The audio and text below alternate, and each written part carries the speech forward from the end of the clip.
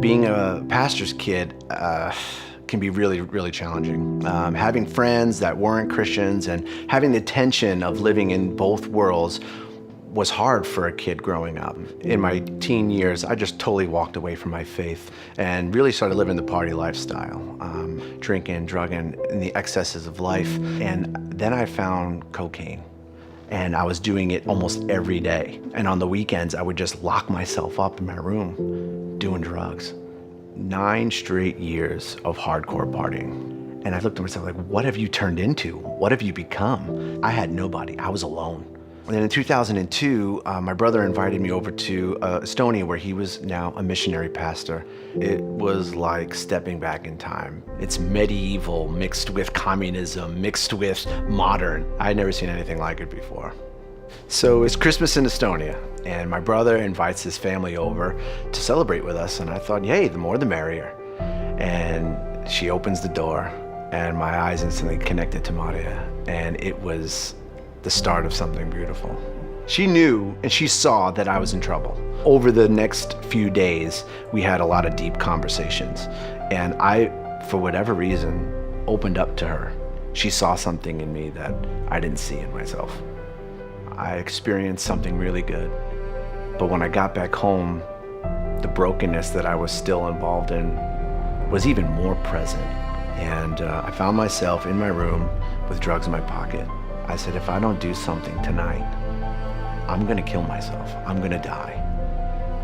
And so I asked God, this God that my parents had told me about, said, would you help me?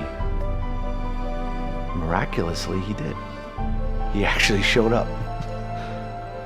And I received grace, I think really for the first time. I went to bed that night, and I woke up, and I didn't have not one inkling to do drugs or alcohol ever again. And so I dove in head first, reading my Bible every day for my spiritual health, going to the gym for my physical health, speaking with people and counselors for my emotional health, really just turning everything around to say, how do I become the man who could be the husband that she needs me to be?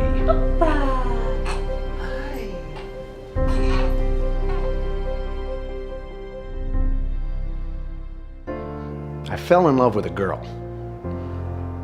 in the beginning, but I really ended up falling in love with a country and a culture and a people. God showed me grace, and I want to bring that same grace that I received here in the United States over to Estonia. And they need grace more than ever. The country is post-Christian. There isn't an understanding of who God is. Communism really devolved the church into nothing more than a myth. And so there's a gap between the church, the people, the government, the social fabric. But right now, something's changing. And I've been witnessing that over the past 10 years.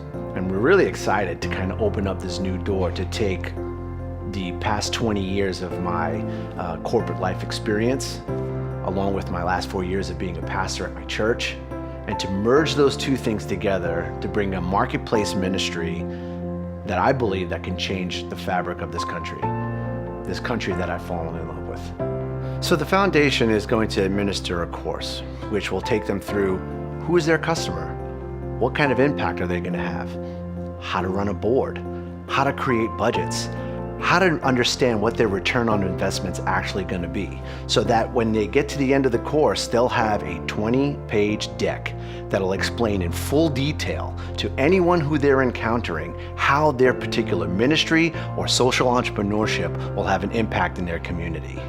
What I've learned about Estonia is there are proud people that really won't ask the world for help, but God has put it on my heart to impact that country for His kingdom and glory.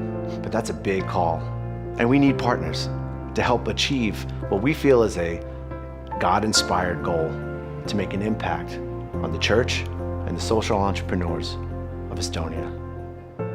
So would you come and help us?